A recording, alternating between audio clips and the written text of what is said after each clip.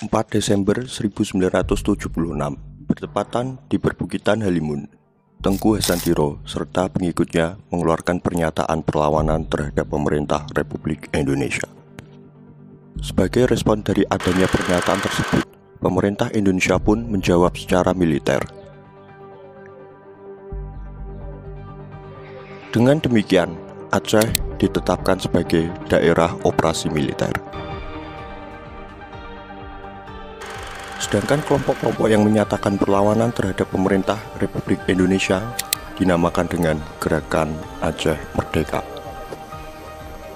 Sebagai akibat dari adanya operasi militer sebagai respon dari pemerintah Republik Indonesia dan perlawanan yang dilakukan oleh Gerakan Aceh Merdeka, konflik pun tak terelakkan.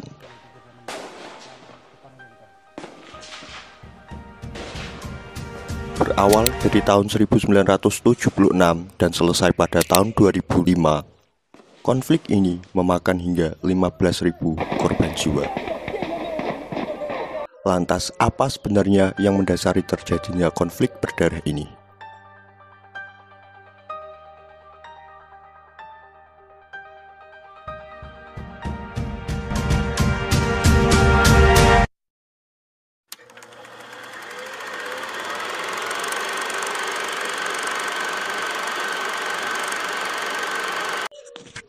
Pada saat Indonesia merdeka, rakyat Aceh berjasa besar bagi pengumpulan dana untuk pembelian pesawat terbang pertama yang dimiliki oleh Indonesia. Begitupun dengan seorang ulama yang bernama Tengku Bereuh. Ia adalah orang yang mengobarkan semangat perlawanan terhadap bangsa kolonial. Juga saat Indonesia merdeka, Tengku juga salah satu tokoh yang mendukung proklamasi kemerdekaan Indonesia. Pada saat Indonesia masih berbentuk negara federal dengan nama Republik Indonesia Serikat, Tengku Bereuh menjabat sebagai Gubernur Aceh sebagai bagian dari Republik Indonesia Serikat saat itu. Ketika 1950, saat Republik Indonesia Serikat resmi bubar dan berganti menjadi Negara Kesatuan Republik Indonesia, Jakarta memutuskan Aceh sebagai karisidenan di bawah Provinsi Sumatera Utara. Peraturan pemerintah yang menjadikan Aceh di bawah karisidenan Provinsi Sumatera Utara ini pun melahirkan banyak protes hingga perlawanan dari rakyat Aceh. Alasan yang mendasar adalah Aceh sebagai negeri Islam tidak bisa dileburkan dengan bagian yang tak sealiran, karena hal ini akan berdampak pada penerapan syariat dan hukum Islam pada Aceh. Tengku Daud Bereuh menginginkan Aceh menjadi kepengurusan tunggal dalam bentuk provinsi, supaya penegakan syariat dan hukum Islam lebih leluasa dilakukan dan tetap menjadi bagian dari NKRI.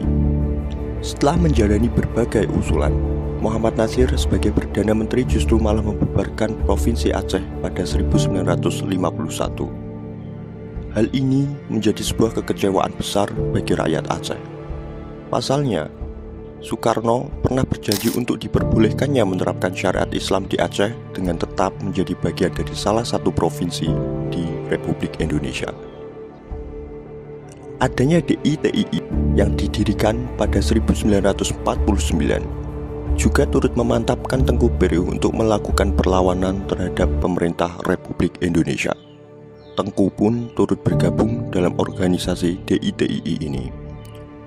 Dan pada 1953, pemberontakan DITII Aceh pun terjadi. Pemerintah pusat tak tinggal diam dalam respon keadaan ini. Dengan melakukan dua jalur, yakni secara jalur militer dan jalur diplomasi, pemerintah mencoba meredam pemberontakan. Secara militer, dilakukan operasi 17 Agustus dan operasi Merdeka. Sedangkan secara diplomasi, dikirim utusan ke Aceh untuk berdialog dengan Tengku Bereuh dan kawan-kawan dalam upaya meredam perang saudara.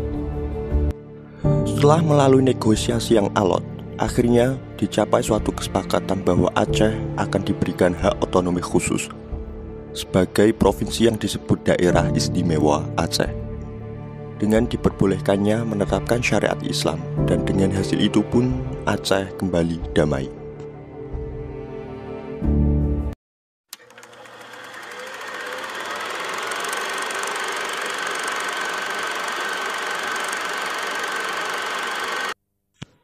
Sejak Soekarno turun dari kursi presiden, masalah baru berdatangan untuk Aceh. Soeharto sebagai presiden yang menggantikan banyak memberikan kebijakan-kebijakan yang bersifat sentralistis dan sekuler. Dua kebijakan itu mempengaruhi banyak aspek-aspek di Aceh, dan dari dua kebijakan ini juga adalah penyebab akan bergejolaknya kembali konflik di Aceh. Pertama, dari perspektif historis, selama dalam masa perang kemerdekaan hingga revolusi, Aceh memainkan perannya cukup penting dalam dua masa ini. Dan sebagai buah hasil dari peran Aceh diberi keleluasaan untuk menerapkan syariat dan hukum Islam di Aceh. Namun, setelah bubarnya Republik Indonesia Serikat, justru Aceh mendapatkan kenyataan yang berbalik dengan janji Presiden Soekarno. Dari pengalaman sejarah ini, akan memungkinkan Aceh sebagai daerah yang mempunyai sentimen besar untuk menjadi separatis di kemudian hari. Jika terjadi konflik lagi yang membuat rakyat Aceh merasa memperoleh perlakuan yang tidak diinginkan, maka pemberontakan dan semangat separatisme di Aceh akan diprediksikan akan membara lagi di kemudian hari. Kedua, dari perspektif agama, Aceh adalah daerah di mana Islam pertama kali datang di Melayu. Mayoritas penduduk Aceh adalah beragama Islam, serta yang diimpikan para rakyat Aceh adalah untuk diberi otoritas menegakkan syariat Islam yang direpresentasikan melalui suara-suara tengku, memberikan gambaran bagaimana semangat pelaksanaan syariat Islam di Aceh itu adalah suatu hal yang harus terlaksana. Sedangkan kebijakan Soeharto yang bersifat sekuler menjadi ancaman terhadap konservatisme Islam di Aceh. Ketiga, dari perspektif politik, pada 1973, adanya penggabungan partai politik yang mewakili kepentingan kelompok Islam ke dalam P3, anggota dan simpatisan partai politik di Aceh mengalami berbagai pelecehan. Walaupun Aceh mempunyai status otonomi khusus, Aceh tidak diizinkan oleh rezim Orde Baru untuk melaksanakan syariat Islam, serta dilarangnya pengintegrasian sekolah-sekolah agama atau madrasah dengan sekolah-sekolah nasional menjadi pendidikan terpadu. Keempat, dari perspektif ekonomi, manajemen Orde Baru dalam pendistribusian hasil kekayaan yang didapat dari tambang minyak dari Aceh secara dominan hanya ke pemerintah pusat. Pada 1980, Aceh memberikan kontribusi terbesar 3 bagi pertambangan minyak bumi di Indonesia. Kendati demikian, nyaris seluruh pendapatan, aktivitas pekerjaan, hingga ekspor dialokasikan ke pemerintah pusat secara langsung atau melalui akad untuk hasil melalui perusahaan Pertamina. Selain itu, pusat pun tak menginvestasikan cukup pendapatan dari hasil tambang minyak di Aceh untuk kembali ke rakyat Aceh. Hal sedemikian membuat beberapa teknokrat Aceh mengeluh bahwa Provinsi Aceh dilakukan secara tidak benar dalam pendistribusian ekonomi dan beranggapan bahwa Aceh telah terpinggirkan dan diabaikan. 4 perspektif ini menjadi faktor penting dan terus berlangsung dalam memantik semangat separatisme di Aceh, terutama di bidang ekonomi. Hasan Tiro yang kemudian hari menjadi pemimpin daripada gerakan Aceh Merdeka juga termasuk pihak yang dirugikan saat mengajukan tawaran kontrak pipa untuk mobil oil pada 1974. Tawaran Hasan Tiro dikalahkan oleh perusahaan Amerika Serikat.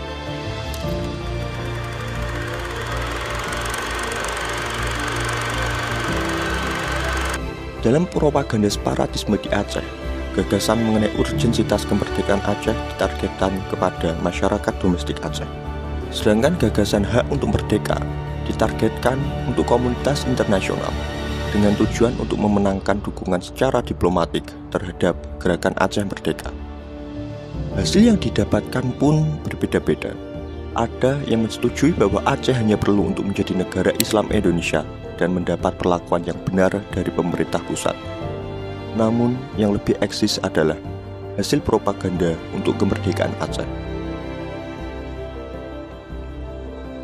Dengan menggunakan nama Kesultanan Aceh yang dulu pernah ada, para pendukung gerakan Aceh Merdeka menggunakan isu ini untuk membuat legitimasi seakan-akan Kesultanan Aceh hingga saat itu masih eksis dan diakui oleh dunia internasional. Dengan demikian, penekanan pada hubungan masa lalu Kesultanan Aceh dengan negara-negara Eropa seperti misi diplomatik, akad, serta pernyataan kedaulatan Kesultanan Aceh di masa lampau bisa dikonversikan menjadi komposisi yang baik untuk membuat pembenaran untuk kemerdekaan Aceh sebagai ganti daripada Kesultanan Aceh yang dahulu dibubarkan pasca kekalahan pada Belanda setelah Perang Aceh. Narasi ini ditargetkan kepada dunia internasional. Sedangkan Perang Aceh yang kesudahan dipandang warga Aceh sebagai tingkah laku militer Belanda dan usaha penggabungan Aceh ke dalam negara Indonesia pada 1949 dianggap perpanjangan pendudukan yang tidak sah. Dan narasi ini ditargetkan kepada warga Aceh sendiri dan komunitas internasional. Usaha untuk menyebarluaskan propaganda adalah melalui orang ke orang. Warga Aceh sering mengulangi klaim-klaim yang sama yang dibuat dalam propaganda GAM yang mereka telah datangi melalui modus penyebaran ini. Sedangkan Hasan Didiro menggunakan koneksinya dengan beberapa kerabatnya dan intelek muda yang berpikiran sama dengannya untuk mempropagandakan gerakan Aceh Merdeka. Dengan usaha-usaha tersebut, gerakan Aceh Merdeka berhasil mendapat massa simpatisan khususnya di Medan dan di Sumatera Utara.